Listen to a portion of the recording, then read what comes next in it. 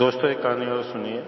बड़े प्यार से और बड़े इस विश्वास के साथ आपको सुनाता हूँ कि शायद मेरी कोई कहानी आपको आज तक की कहानियों में से पसंद ही आ जाए और आप मेरे चैनल को सब्सक्राइब कर दें।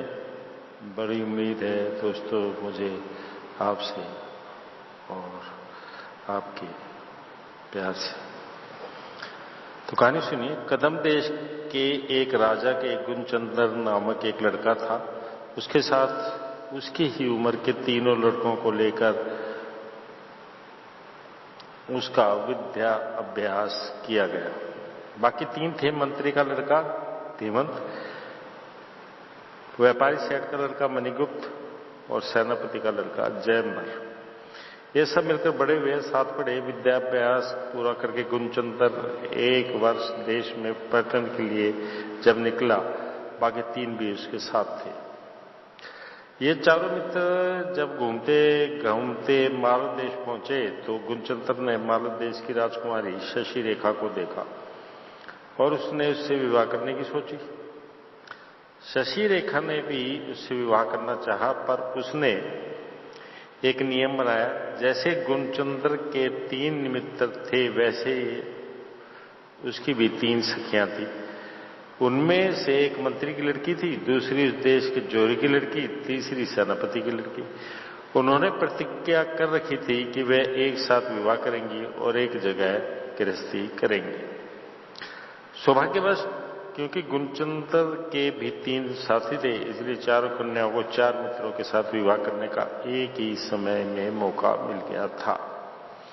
गुणचंद्र के मित्र शशि रेखा के सखियों से विवाह करने के लिए मान गए। चारों का विधि पूर्वक विवाह हो गया। चारों अपनी अपनी पत्नियों के साथ कदम देश की राजधानी वापस चले गए। कुछ समय बीता। गुणचंद्र का बूढ़ा पिता गुजर गया। गुणचंद्र ने राज्याभिषेक के बाद अपने मित्रों को ही मंत्री का पद, कोषाधिपति का पद, सेनापति का पद दिया। उनकी पत्नियां गर्भवती हुई, इससे उन सबको अत्यंत आनंद हुआ। एक दिन शाम को राजमहल की छत पर जब चारों मित्र अपनी पत्नियों के साथ बतिया रहे थे तो एक गरुड़ पक्षी उनके पास मंडराया और मनुष्यों की भाषा में गुणचंद्र को संबोधित करके उसने यूं कहा, राजा, जल्दी ही ये स्त्रियां माताएं बनने जा रही हैं, पर आपको मालूम करना होगा कि इनको पक्षी शाप है। ये चारों जब छोटी थी तो वन विहार करते समय इन्होंने छोटे छोटे पक्षियों को पत्थरों से मारा था, उनके पंख वगैरह उखाड़ कर उनको सताया था। पक्षियों ने जाकर जब राजा गुरु मंत्र से इनकी शिकायत की तो उसने इन चारों को शाप दिया। शाप यह था कि जब ये विवाह करके संतान पैदा करेंगी और जब संतान को देखकर खुश होंगी तब वे बच्चे मर जाएंगे। यह गर्भ शोक उनको 12 साल तक रहेगा। ये आपके लिए पहले जानना अच्छा होगा, ये सोचकर मैंने बताया है। ये सुनते ही सभी बड़े दुखी हुए। आपस में बहुत देर विचारने के बाद उन्होंने एक निश्चय किया। वह निश्चय यह था कि जब चारों का प्रसव समय समीप आ जाए, दासियों से प्रसव करवाकर बच्चों को पैदा होते ही उनको राज्य की सीमाओं से बाहर ले जाकर उनके भरण पोषण की वहां व्यवस्था की जाए। पैदा होने वाले बच्चों के पालन पोषण के लिए सीमा के पार के विभांडक नामक गुरु को नियुक्त किया। बच्चों के 12 वर्ष तक सुखपूर्वक जीने के लिए उन्होंने सारी व्यवस्था कर दी। अलग कमरों में चारों स्त्रियों ने एक ही दिन 4 बच्चों को जन्म दिया और दाइयों ने माताओं को बच्चों को देखने नहीं दिया। उनको बाहर ले गए और सैनिकों द्वारा उनको विभांडक के पास पहुंचा दिया। वे बच्चे वहीं बड़े हुए। विभांडक के पास ही वे पढ़ने लिखने लगे। 12 वर्ष बीत गए। शशि रेखा और उसकी सखियां पर पक्षियों का साथ जाता रहा। उन्होंने तब तक न अपने बच्चों को देखा था, न उन्हें दुलारा पुचकारा ही था। 12 वर्ष वे अपने बच्चों के लिए एक तरह से छटपटाते रहे। शाप समाप्त हो गया था, इसलिए वे विभांडक के यहाँ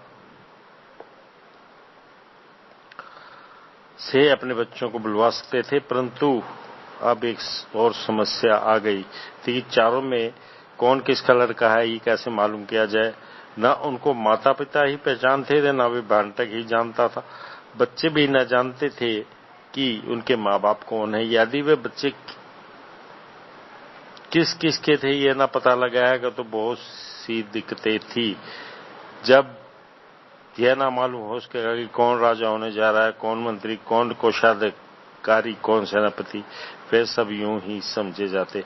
समस्या को सुलझाने के लिए बूढ़े मंत्री ने निश्चय किया। उसने 4 बुढ़ों को जो कुछ उनको बताना था उनको बताकर विभांडक के गुरुकुल भेजा। उन्होंने विभांडक से जाकर कहा कि मैं एक एक लड़के को उनमें से एक एक ले जाएगा। विभांडक ने उन लड़कों का नामकरण भी न किया। वह उनको एक दल, द्विदल, त्रिदल और चतुर्दल के नाम से पुकारा करता था। अब उसने उन लड़कों को अलग अलग बुलाकर कहा, बेटा अब तुम्हें घर ले जाने के लिए तुम्हारे माँ बाबा आए हैं। उन 4 लड़कों को इसका बड़ा दुख रहा कि इतने दिनों तक मिलजुल कर रहने के बाद वे अलग हो रहे हैं। उन्होंने गुरु ने नहीं बताया था कि वे चारों एक ही जगह जा रहे थे। वे एक दूसरे से विदा लेकर उनके लिए जो बूढ़े आए थे उनके साथ अलग अलग रास्तों पर चले गए। एक दल जब बूढ़े के साथ जा रहा था तो रास्ते में उनको एक चोर ने रोका। उसने कहा, जो कुछ तुम्हारे पास है वह दे दो वरना मार दूंगा। एक दल उस पर झपटा। चोर के हाथ से लाठी लेकर उसने उसको खूब पीटा। चोर गिर गया। एक दल ने दूर दिखाई देने वाले मनुष्य को बुलाकर कहा, इस आदमी के हाथ पैर बांधकर हमारे साथ ले आओ, राजा से कहकर तुमको अच्छा इनाम दिलवाऊंगा। उन्होंने वैसा ही किया। द्विदल को भी रास्ते में एक चोर मिला। उसने भी जो कुछ उनके पास था उसको देने के लिए कहा। द्विदल ने चोर से कहा, हमारे पास क्या है, केवल बदन पर कपड़े ही तो हैं, चाहते हो तो ले जाओ। इस बीच बूढ़े ने दूर के लोगों को बुलाया, आओ आओ चोर चोर पकड़ो।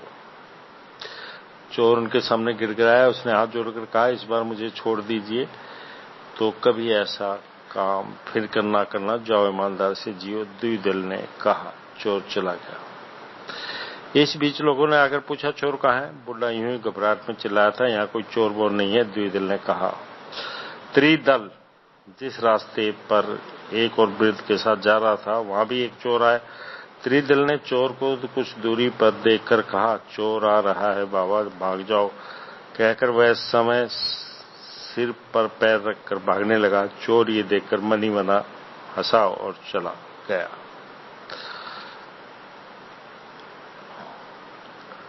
चतुर्दल को भी चोर ने रोका। चतुर्दल उससे भिड़ पड़ा। उससे मजबूर करके उसके हाथ पैर बांध दिए।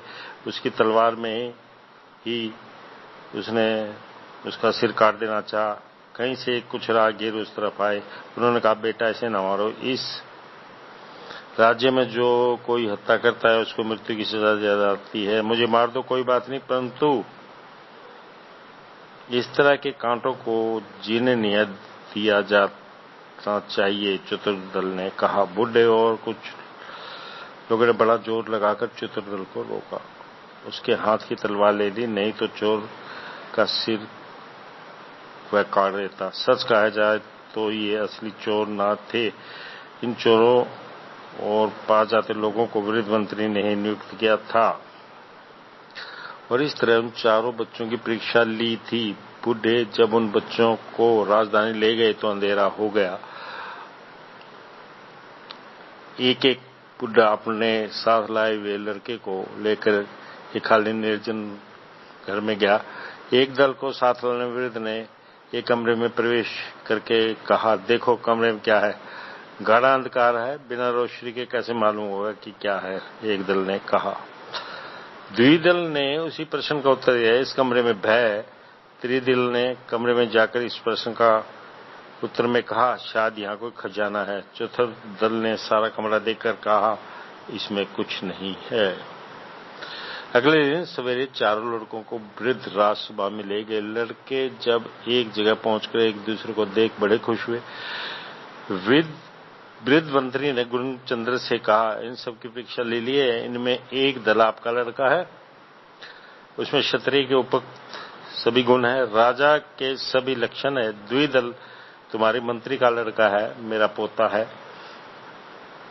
उसमें ब्राह्मण के उपयुक्त क्षमा और समय पूर्ति है। त्रिदल होशियार, धन की चिंता करने वाला वैश्य का लड़का है। चतुर्दल सेनापति का लड़का है, साहसी और त्यागीशील है। वृद्ध मंत्री का निर्णय माँ बाप सभी को जचा।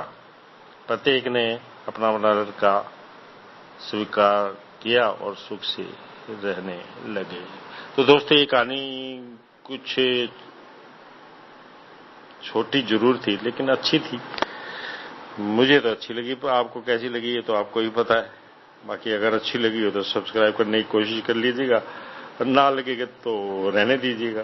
फिर भी मैं तो हमेशा कहानी डालता हूं और कोशिश ये करता हूं कि अच्छे से अच्छी कहानी डालूं जो आपको पसंद आए। अच्छा दोस्तों, फिर नमस्कार, मिलते हैं फिर कल। ओके।